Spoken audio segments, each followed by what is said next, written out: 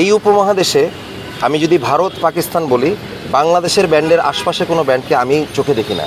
এক ধরনের musical royal background থেকে আসার পর এবং নেক্সট জেনারেশনের মিউজিশিয়ানদের সাথেও উনি কাজ করে গেলেন। এরকম দুজন মানুষকে হারিয়ে তারপরে দাঁড়িয়ে ক্যামেরার সামনে কথা বলার জন্য কোনো ভাষা পৃথিবীতে তৈরি হয়েছে বলে আমার মনে হয় না। এরকম দিন আসলে দেখার জন্য প্রস্তুত ছিলাম না, হয়তো মানসিকভাবে এখনও বিশ্বাস হচ্ছে না। শাফিন ভাইকে কিছুক্ষণ আগেই এইখানেই আমরা ওনার জানাজা করলাম। এখান থেকে নিয়ে গেলাম বনানী কবরস্থানে, ওনাকে চিরনিদ্রায় শায়িত করে রিটার্ন এসে আবার একই জায়গায় দাঁড়িয়ে এখন আমাদেরই আরেকজন প্রিয় ভাই জুয়েল ভাইকে আবার একই কাজটা করছি। মানে এটা আমাদের জন্য যে কত কষ্টের, কতটা মর্মান্তিক, এটা আসলে ভাষায় প্রকাশ করা যাবে না। আমি এক লাইন একটু বলি, শাফিন ভাই বাংলাদেশের একজন কিংবদন্তি শিল্পী। উনি যে লেগাসিটা রেখে গেলেন নিজেরটা, আর উনি যে লেগাসি নিয়ে এসেছিলেন ফিরোজা বেগম এবং কমল দাশগুপ্তের ছেলে আমিন আহমেদ সাহেবের ছোট ভাই এবং মাইলস ব্যান্ডের সদস্য, পুরা জার্নিটা এতটা বর্ণাঢ্য যে ওনাকে দেখে আমরা এবং আমাদের ভবিষ্যৎ প্রজন্ম বাংলা সঙ্গীত যতদিন থাকবে ওনার ব্যাপারে ততদিন আশা করি যে বাংলাদেশের মানুষের, সঙ্গীতপ্রেমী মানুষদের ভালোবাসা, আগ্রহ, সমস্ত স্নেহ, রেসপেক্ট সব থাকবে। আর জুয়েল ভাইয়ের ক্ষেত্রে আমি যদি বলতে চাই, উনি একজন ফাইটার।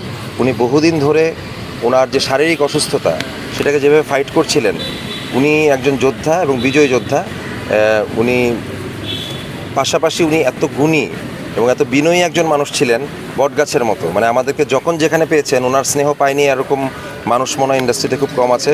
উনি যে কোনো অনুষ্ঠানে, যে কোনো কাজে, যে কোনো কিছুতে ওনার সহযোগিতা পায়নি এরকম না। এবং ফোন করে যেভাবে উনি আমাদের সবার খোঁজ খবর নিতেন অসুস্থ থাকা অবস্থায়ও, আমরা আসলে এরকম দুজন মানুষকে হারিয়ে তারপরে দাঁড়িয়ে ক্যামেরার সামনে কথা বলার জন্য কোনো ভাষা পৃথিবীতে তৈরি হয়েছে বলে আমার মনে হয় না। So I am very sorry যে আমি কিছু বলতে পারছি না। জুয়েল ভাইটা যেরকম বললাম যে এরকম বিনয়ী মানুষ, এরকম গুণী মানুষ, ওখান থেকে শেখার আছে যে কিভাবে আসলে একজন বড় মাপের মানুষের মনটা কত বড় হতে হয়, এটা জুয়েল ভাইয়ের কাছ থেকে শেখার আছে। আর শাফিন ভাইয়ের কাছ থেকে দেখতে হয় যে এরকম একটা ব্যাকগ্রাউন্ড, এক ধরনের মিউজিক্যাল রয়্যাল ব্যাকগ্রাউন্ড থেকে আসার পর এবং নেক্সট জেনারেশনের মিউজিশিয়ানদের সাথেও উনি কাজ করে গেলেন মাইলসের পরে আর কি, এবং মাইলসের সাথে এত দীর্ঘ জার্নি। সো ওনার কাছ থেকে শেখার আছে যে সমস্ত জেনারেশনকে কীভাবে কানেক্ট করা যায়, সিনিয়র এবং জুনিয়রকে। সো এইটা শাফিন ভাইয়ের কাছ থেকে শেখার আছে বলে মনে হয়। এই শূন্যতা, প্রথমত যেই শূন্যতাটা তৈরি হয়েছে এটা মনে হয় পূরণীয় না, অপূরণীয় ক্ষতি। আর নেক্সট জেনারেশনের জন্য সবসময় স্বপ্ন দেখতে হবে। স্বপ্ন তাদেরই সত্যি হয় যারা স্বপ্ন দেখার সাহস রাখে। আমার মনে হয় ওনারা একটা যেই স্থান বা স্তর পর্যন্ত আমাদের ইন্ডাস্ট্রিকে এনে দিয়ে গেলেন, এখান থেকে আমাদেরকে রিসার্চ করতে হবে এই জেনারেশনের যে ওনারা কোথায় শুরু করেছিলেন, কিভাবে ওনাদের জার্নিটা ছিল, কি কোনভাবে ব্যান্ড সঙ্গীত আজকে বাংলাদেশে এই পর্যন্ত আসলো। সেটা আজম ভাইয়ের কথা বলেন, ফিরোজ শাহের কথা বলেন, আমাদের পিলু মমতাজের কথা বলেন, আমাদের পুরো জার্নিটা কীভাবে হলো, স্পন্দন কীভাবে হলো, ঝিঙ্গা গোষ্ঠী কীভাবে হলো, আজম ভাইয়ের উচ্চারণ কীভাবে হলো, এলআরবি, মাইলস, সোলস, সব কিছু স্টাডি করতে হবে। করার পরবর্তীতে ভাঙা করার চ্যাপ্টারটা দেখে কেন ভাঙে এটা দেখার পর, ভাঙার পরে গিয়ে আসলে কে ভালো থাকে আর কে ভালো থাকে না, এই রেজাল্টগুলোও তো একটা রিসার্চ করার বিষয়। সেটার থেকে কিন্তু আমাদের শিক্ষা নেওয়াই যেতে পারে যে ভাঙলে সুবিধা নাকি গড়লে সুবিধা। তখন বোধহয় অ্যান্সারটা এরকমই থাকবে, যতটা ইউনাইটেড থাকা যায় ইউনিটিই বোধহয় পিস দিবে।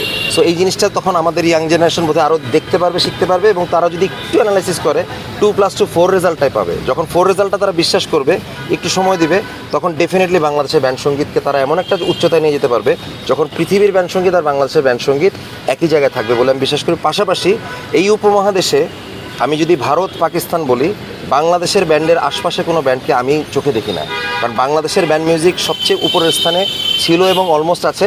যেই লিজেন্ডদের জন্য সেই লিজেন্ডরা অলমোস্ট চলে যাচ্ছেন, সেখান থেকে একটা বিশাল শূন্যতা তৈরি হয়েছে। সুতরাং এই জেনারেশনে যারা আছে, আর্টসেল, ক্রিপ্টিক ফেট, যারা সবাই ভালো কাজ করছে, ব্ল্যাক, ওয়ারফেস তো ওই জেনারেশনের পরে, এই জেনারেশন থেকে আবার নেক্সট জেনারেশন যারা এখনও আর্টসেল হয়ে উঠতে পারে নাই, যারা নতুন আজকে কালকে ব্যান্ড করছে, সবাই যদি একটু একত্র হয়, এবং ব্যান্ড মিউজিক হচ্ছে ইউথদেরকে কানেক্ট করে।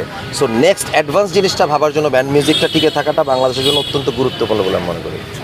সংবাদ, ফিচার ও অনুষ্ঠানের জন্য ভিজিট করুন সংবাদ প্রকাশের ওয়েবসাইট এবং যুক্ত থাকুন ফেসবুক পেজ ও ইউটিউব চ্যানেলের সঙ্গে।